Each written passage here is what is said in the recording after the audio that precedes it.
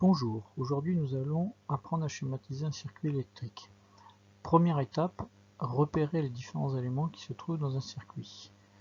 Nous repérons ici qu'il y a une pile avec la borne positive et la borne négative.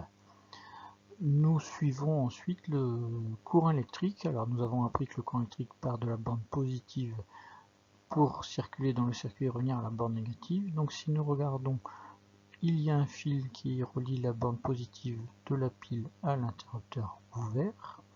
Ensuite, il y a un fil qui relie l'interrupteur ouvert à une lampe. Et enfin, un fil qui relie la lampe à la borne négative de la pile.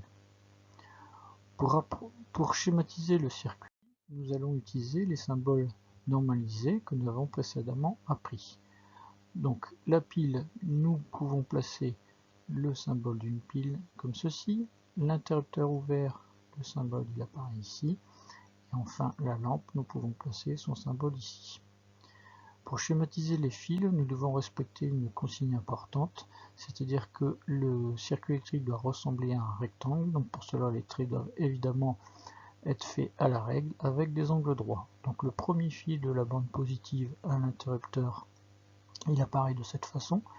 Le second fil de l'interrupteur à la lampe ici, et enfin le troisième fil de la lampe à la borne négative de la pile, il apparaît ainsi.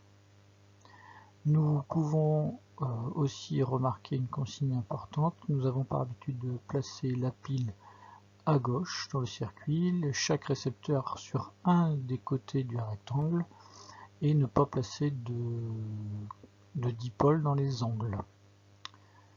Deuxième circuit, donc nous allons appliquer la même méthode. Donc repérer les éléments du circuit. Donc premier élément, nous avons une pile, ici une lampe.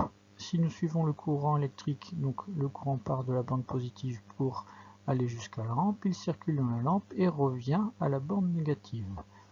Deuxième récepteur, un moteur. Le moteur, lui, par contre, est relié directement à la lampe par ce premier fil et ce second fil.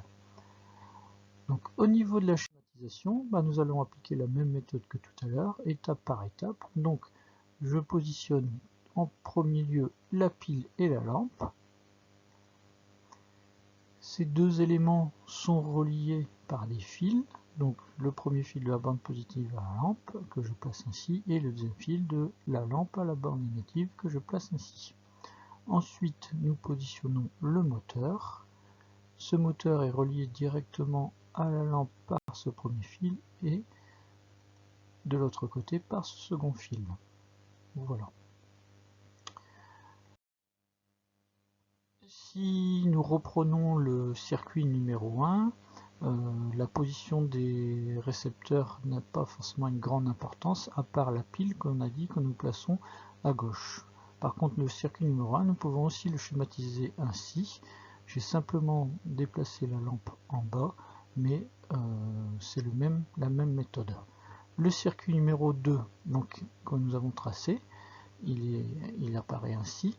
Première remarque, nous pouvons remarquer qu'il y a une petite différence entre les deux circuits. Le circuit numéro 1 ne comporte qu'une seule boucle. Si nous suivons le courant électrique qui part de la bande positive, il va parcourir qu'un seul chemin pour aller du plus au moins.